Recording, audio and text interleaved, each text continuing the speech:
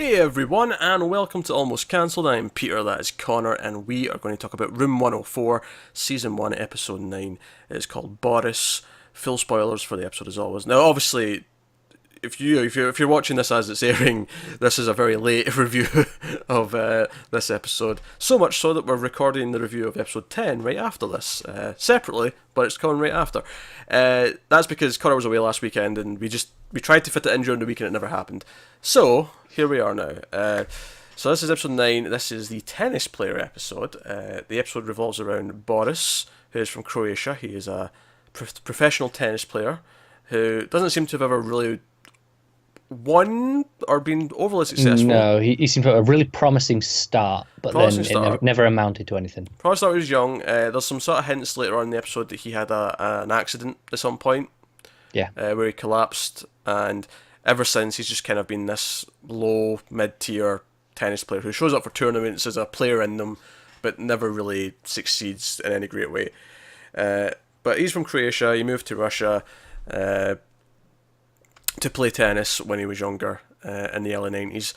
So this is set present day, and he comes home presumably from a tournament, wherever Room 104 is set, which I don't think they've ever actually said. I don't exactly. think they have. I think they've been very coy about that.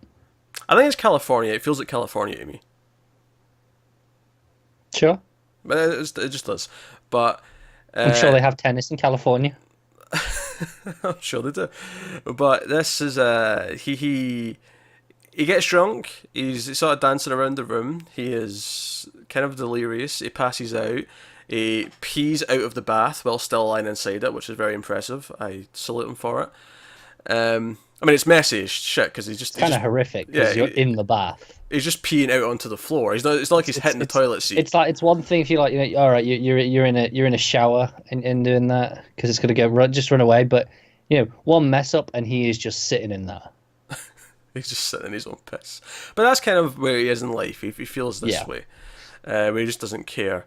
And he ends up finding a Santa suit that someone has left in the room on the back of the bathroom door. And he ends up putting it on and just having some fun. Basically. And he ends up, the maid comes by, and he ends up inviting her in and like insisting she have a drink with him because he's not, he's just almost happy to have someone to talk to. He's so lonely, basically. Yeah.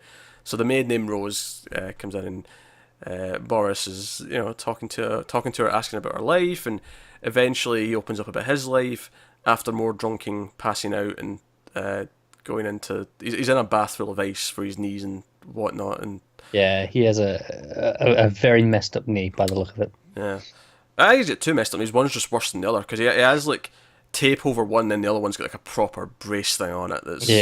That's true. Which is probably, that's probably what the injury was back in the day. That kind of I'm kind of surprised that he managed to have such a long career as an athlete with knees like that. If it happened, that early on.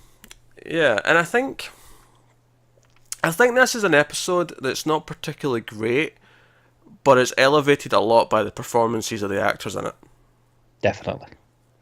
Because Konstantin Lavish, the actor who plays Boris, I think he's really good. He jumps between moods and tones perfectly. He carries it. He feels very natural as well. Everything that he says feels very realistic. He carries this episode on his back really, really well.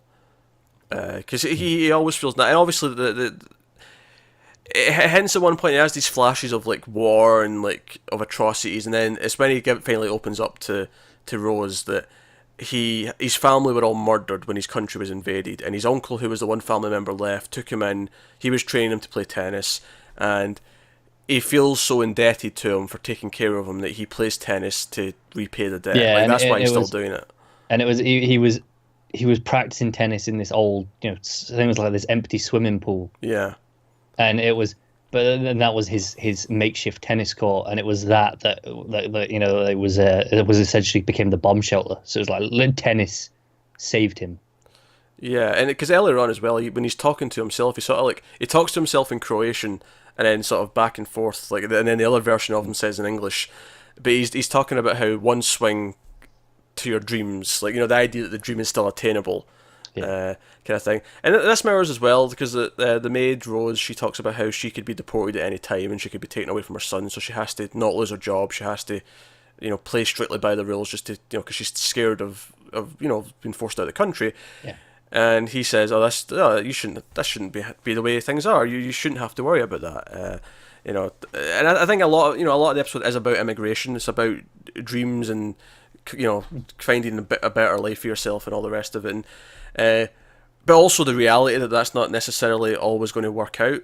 Where she's worried about being deported, and he's failing as a professional tennis player. He's miserable and lonely, and he's got terrible knees and all these other things. Yeah, and it's like, he kind of got what he wanted in the sense that he wanted to be a tennis player, but is that actually what he really wanted? And I think that's the arc of the episode, because he finds this Santa suit and it's almost like he learns to hope again and he learns to dream again, and that's why at the end, the next morning when this guy who looks a lot like Santa, he's got the beard and everything, shows up, he's like, I left my suit here, can I have it? And Rose at this point is like, he would like to buy it because it makes him feel better.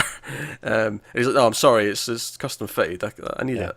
I think it's obviously interesting because Santa's obviously a very giving, and it's like the least self-centered person you can think of. The whole idea of Santa is let's make children happy. Yeah, give them presents. Yeah, the least self-centered person you can think of outside of me. Yeah. Sure. Hey, I am so generous. I really want to know where you go with this. You've got to top this now. Just be aware. Whatever you say next has to top Santa. No one's as humble as me. No one. All right, very good. Well, that was a good joke. But back to the point. Back to the point.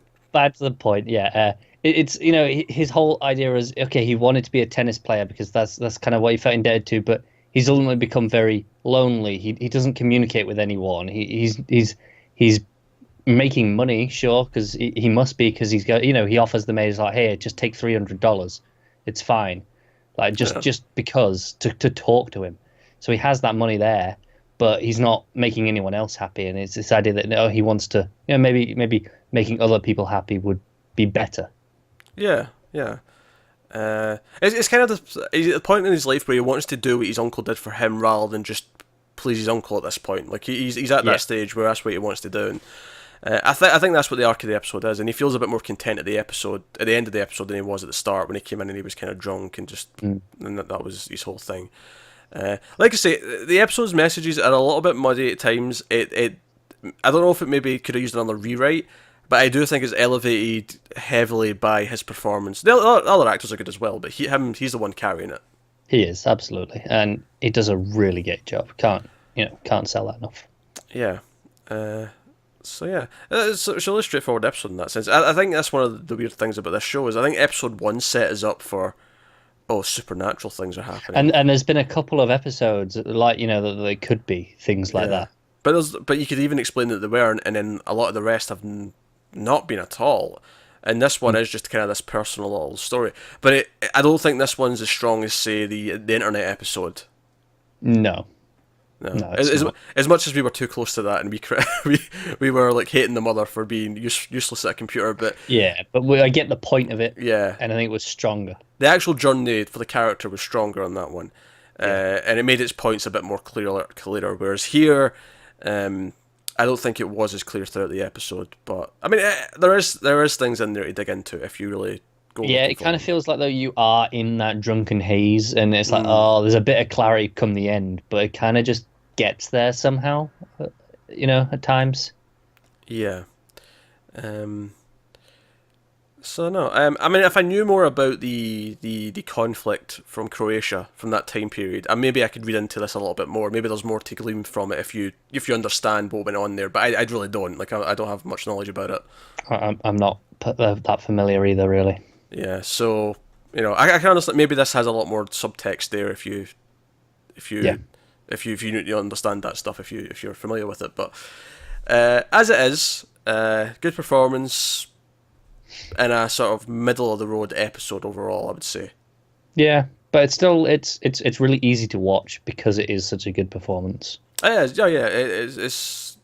You're never bored. I don't think. At least I wasn't. I mean, some people might No, be. I wasn't either. But it is largely due to him and just Yeah. kind of always being somewhat entertaining. Mm. But yeah. So that's short and sweet, but that is episode 9 of Room 104. So let us know what you think of this one in the comments below. Like, subscribe, all that stuff. Get us on Twitter at mild_fuzz for channel updates. If you want to support the channel, head over to patreon.com/mildfuzztv. But otherwise, that is us. So thank you once again for watching. Keep watching TV, and we will see you next time. Have you got any vanilla?